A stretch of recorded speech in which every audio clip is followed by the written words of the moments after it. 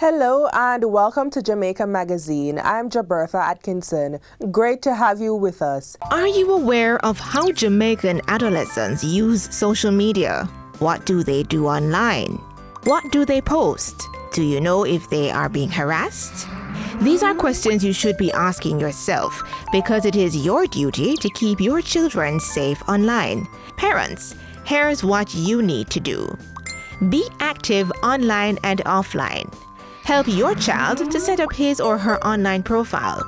Make sure you familiarize yourself with the different social media applications that they use and set some rules. Protect our nation's children and save them from cybercriminal attacks.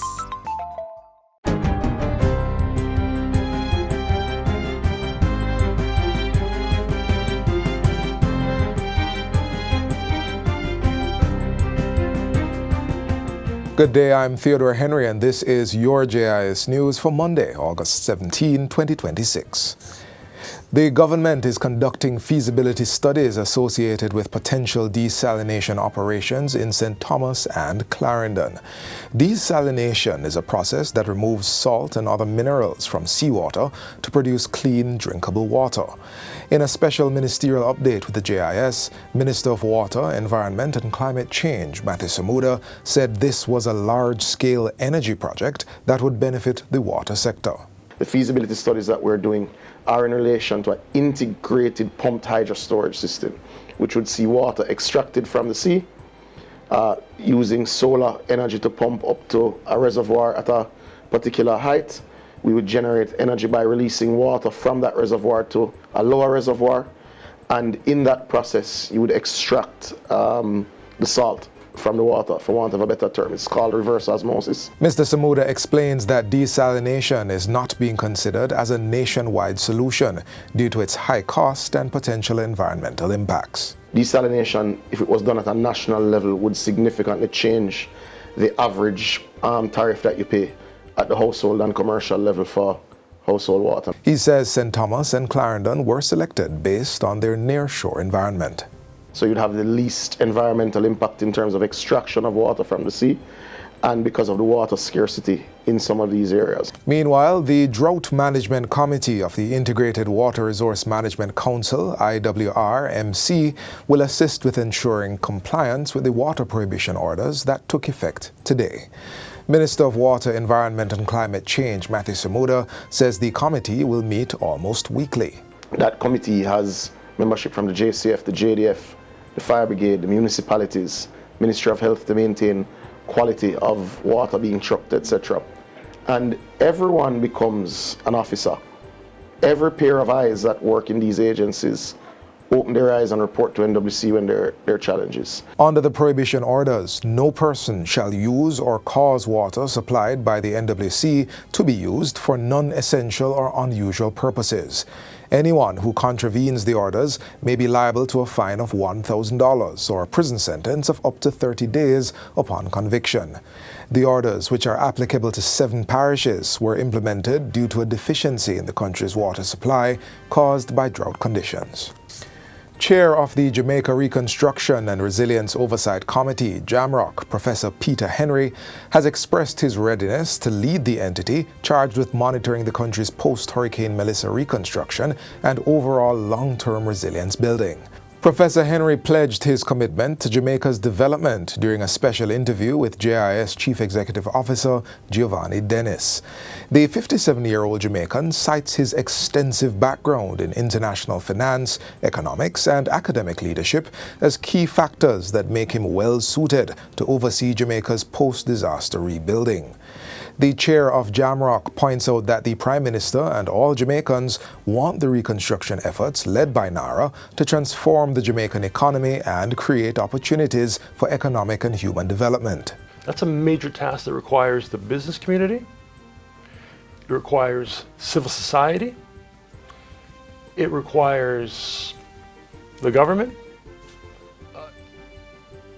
it requires input from many stakeholders, including, very importantly, our international partners, the multilaterals, the World Bank, the IDB, the IMF, and so on. I speak their language, but I also understand that you have to translate that language so that the average person who's not a PhD economist can understand what are you trying to do. Professor Henry emphasizes that even though transformation means different things to different people, there are common threads for all stakeholders. The goal is to maximize the social and economic value to the country for every dollar spent, so that children can go to school, people can get to work, people can get their produce to market, so there'll be more opportunities for economic engagement, human thriving. The Falmouth Hospital in Trelawney is set to benefit from the proceeds from the Sandals Foundation's Island Challenge, which was launched last week.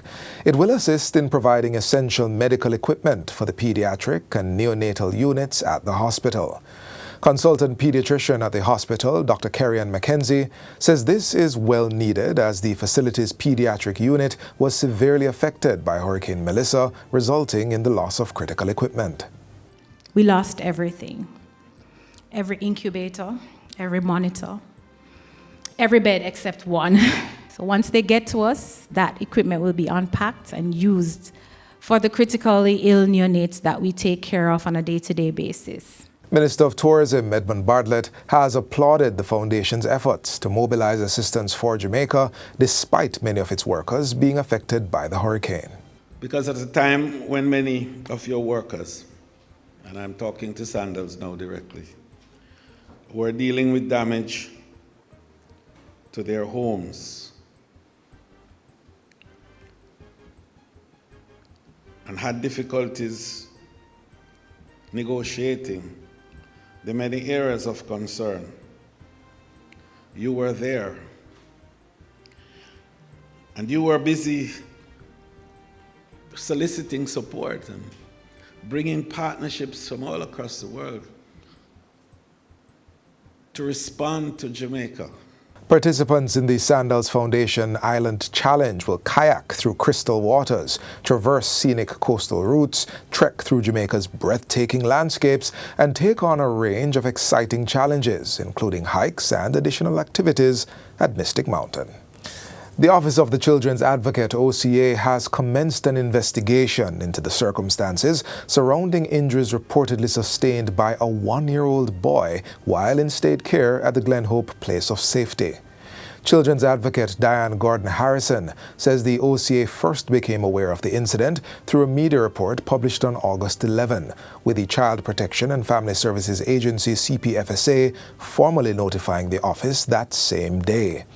Ms. Harrison says the OCA takes the report quite seriously, as there is a high duty of care that the state owes to children placed into its custody for their care and protection. The child's age as well is of particular significance, he being only 1 year old, and so that tends to compound the issue from our perspective.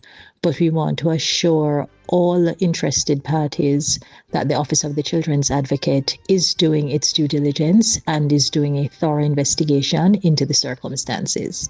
She says the circumstances surrounding the injuries sustained by the child are deeply concerning, and the OCA is committed to establishing the facts and determining whether there were any breaches of the child's rights or failures in the systems responsible for his care and protection.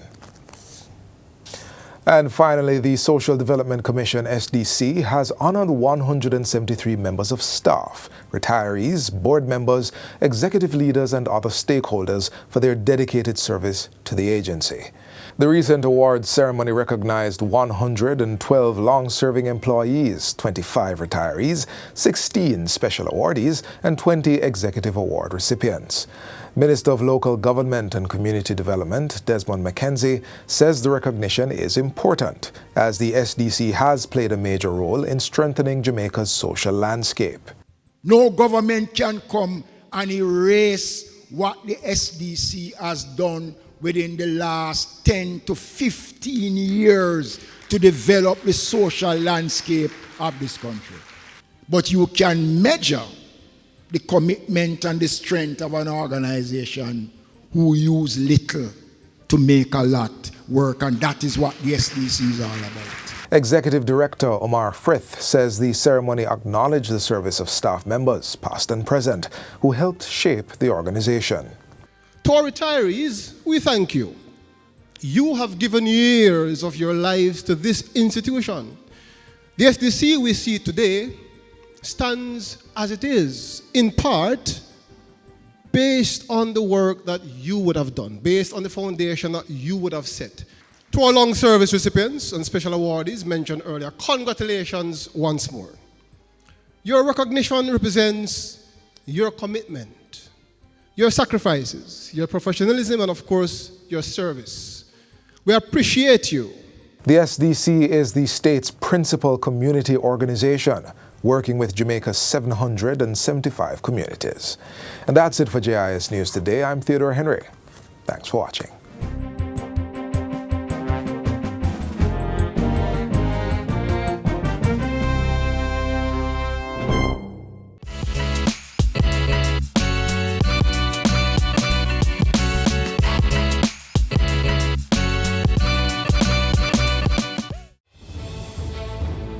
Water is precious. So we encourage everyone to practice the 4 R's of water conservation. Always remember to reduce your use of water wherever possible. Replace water wasting devices with water savings devices. Reuse water wherever possible. And wherever leaks are found, please repair them and repair them quickly. Don't delay. Practice the 4 R's of water conservation today.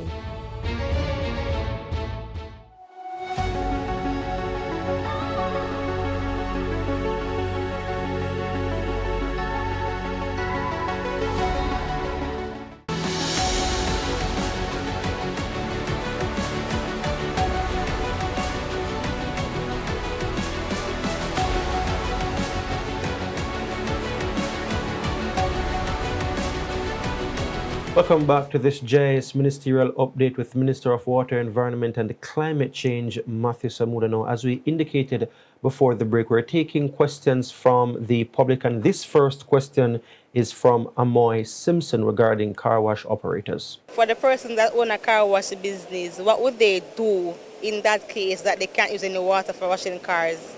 So they can't use any NWC water. Now, there are many private operators who extract what you call raw water, meaning water directly from rivers or streams. And that is what car wash operators will have to do in this period. We won't be able to use water that is treated, meaning chlorinated, has gone through the filtration process and pumped when we have so little of it for a non-essential service. Now, this is not done lightly. It is obviously something that is going to drive up the costs of operation for operators, and we empathize, but we are where we are. Yeah.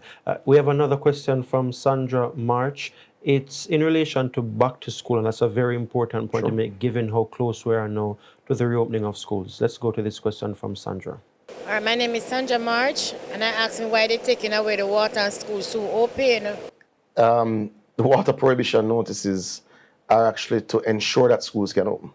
Schools are very large consumers of water.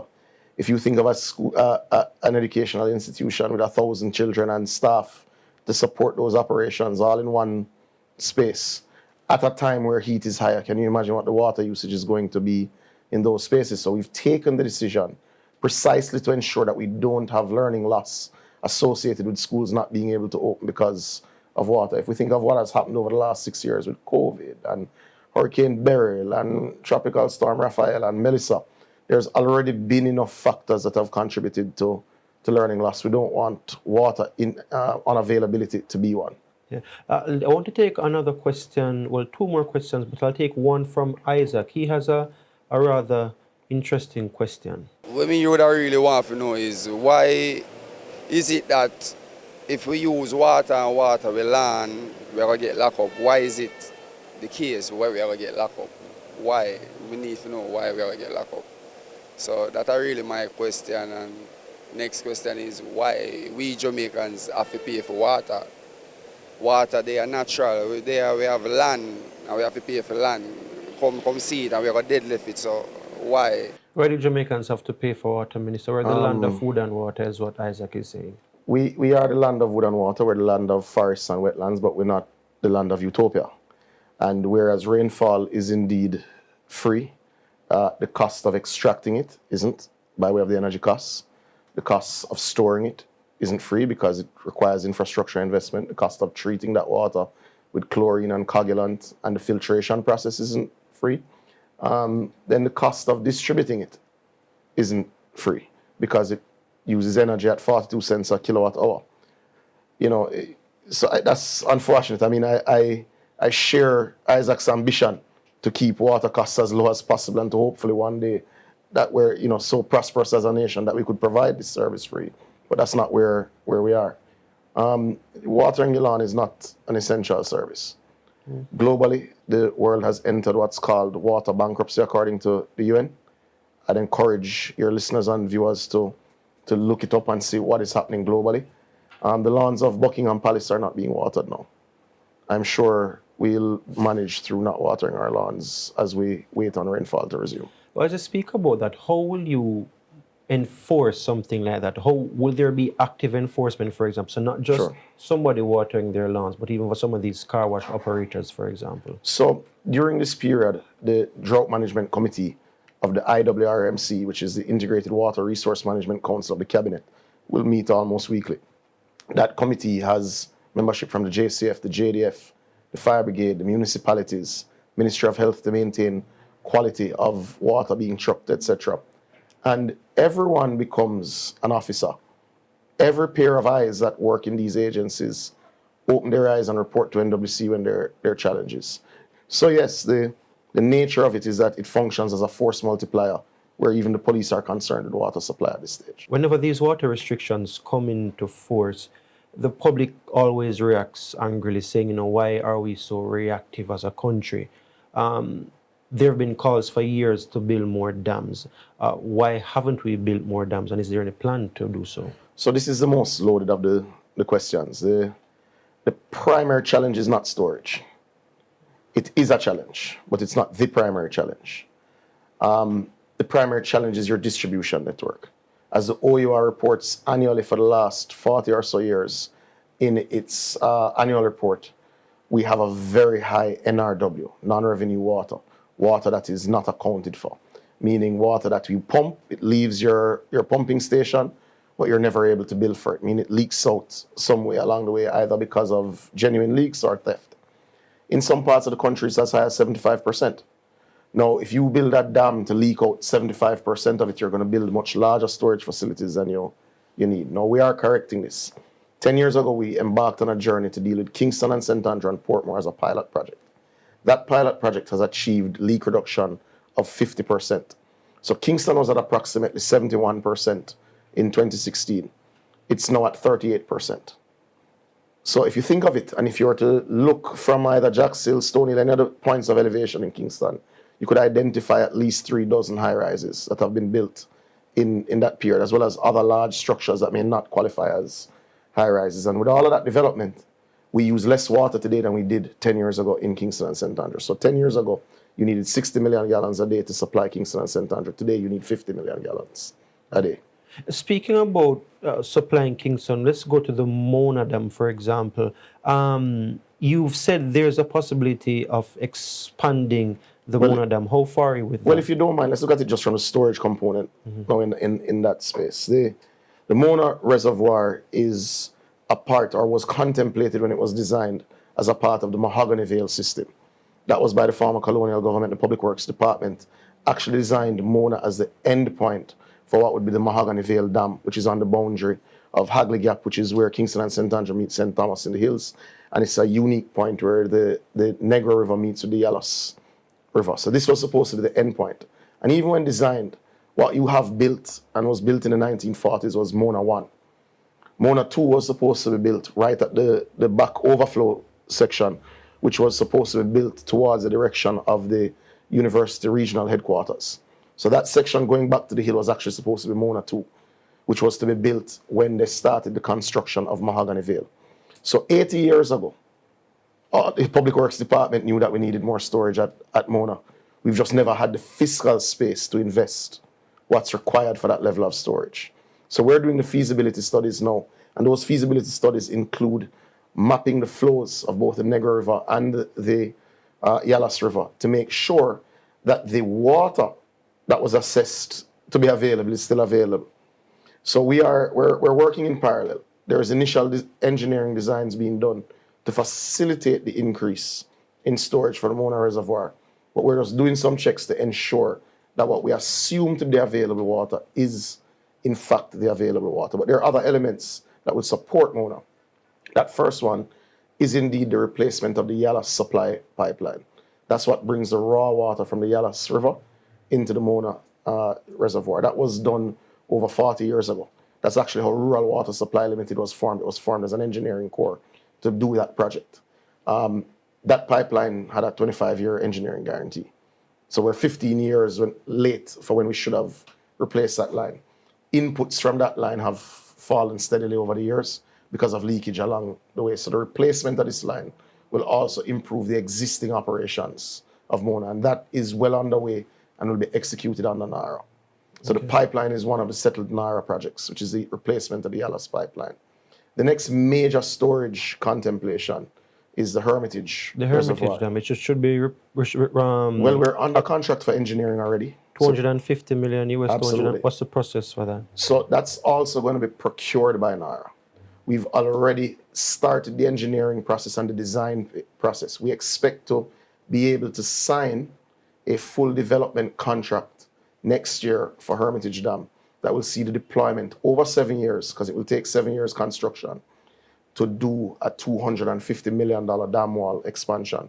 Now that will see the expansion of Hermitage moving water capacity up about 200% above where it is now. And that would give us a space to dredge the old section of the dam once you've built in the new capacity. So that needs to be understood. Now, the third element that affects Kingston and St. Andrew, and it's not that I want to jump hopscotch because we do have a dam plan for Clarendon as well, but I'll come to that in a few just because we're moving sequentially. The third area that will affect Kingston, St. Andrew, the western side of Portmore and Spanish Town is the Rio Cobra treatment plant. That project is supposed to be completed in 2027. Yes, so next year, May. Can you give us an update on that in terms of... We have passed the 50% mark in project delivery. The project is on track, it is within budget, and it is slated to be complete in May. This project will supply, Giovanni, 15 million gallons of water to the network daily along that corridor that I mentioned. Now, what does that mean? Well, today we're short 12. So your prohibition notices have been issued because you're short 12 million gallons a day along that corridor, and you're building a plant that will supply 15. So by next year, essentially, you're saying that this problem will be mitigated in some... It would be significantly reduced. Now, I can't say that if the country don't get any rain for a year, that Rio Cobra water levels wouldn't fall. I can't sit here and promise anyone that. But we're building in the capacity with what we have that we believe will solve the problem largely, and building some additional capacity. So as we continue to reduce the leaks in Kingston, because we do expect to have a new NRW contractor for island-wide work by the end of the year. So as we move from 38% to about 20% region, we'll be losing less along the line. We'll have more in that space. And this new contractor will also start NRW work in Spanish Town, Old Harbour, Maypen, Montego Bay on the north coast, Ocho Rios, Mandeville. So these big townships will be reducing line losses while building in the additional capacity, while also building in the storage. And I did mention Clarendon, and I don't want the Clarendonians who feel sometimes left out of the discourse to be left out. Speaking about that, I will come to some questions about rural Jamaica as we are wrapping up. But I do want to take our final break. We're speaking to Matthew Samuda, the Minister of Water, on this special JIS interview. Stay with us. We'll be right back.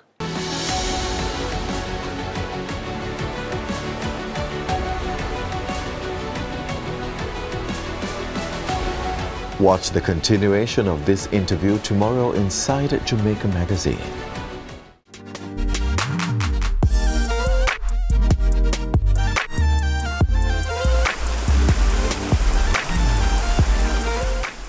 His vision changed Jamaica and inspired people around the world. His message of pride, unity, and self-determination continues to inspire generations. Jamaica's first national hero, Marcus Mosiah Garvey. As we commemorate his birth anniversary, we now reflect on his extraordinary life and influence.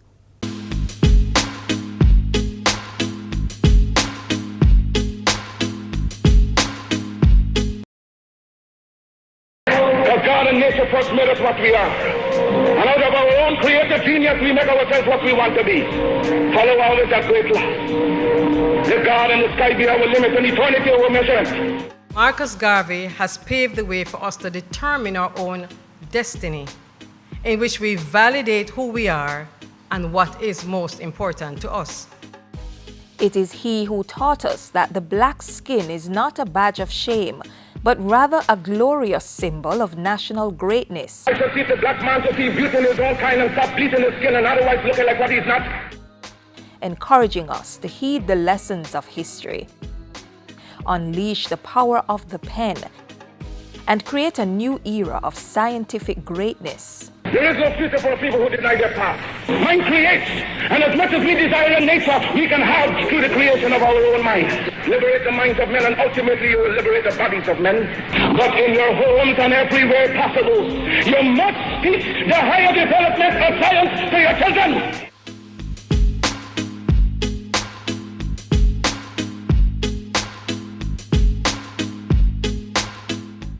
Jamaica's first national hero was born in St. Anne's Bay on August 17, 1887. Over the next half-century and 3 years, he would work, find love twice, raise his progeny, and leave behind a legacy that resulted in him being conferred with the Order of the National Hero in 1969. A lifetime after the UNIA was a fact, and the People's Political Party had foreshadowed modern self-governance, Marcus Garvey died in 1940 and finally returned home for lasting rest in 1964. With God's dearest blessings, I leave you for a while. One love.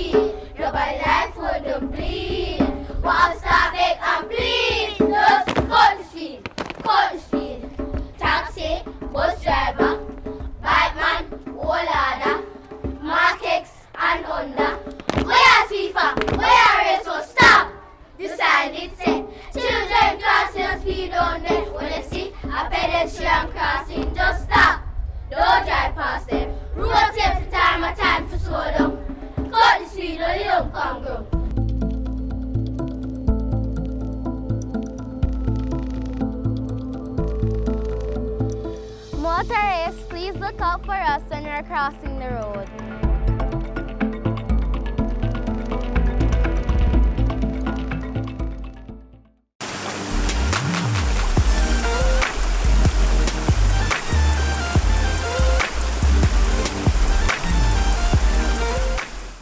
Our half-hour journey through the pages of Jamaica Magazine ends here for today. Thanks for spending part of your day with us. We hope you enjoyed the stories and found them informative as we continue the journey to make Jamaica the place of choice to live, work, raise families, do business, and retire in paradise. Join us again tomorrow right here on this station for another great show. In the meantime, visit our website, jis.gov.jm, for this and other offerings. On behalf of the entire production team here at the JIS, I'm Jabertha Atkinson. Take care.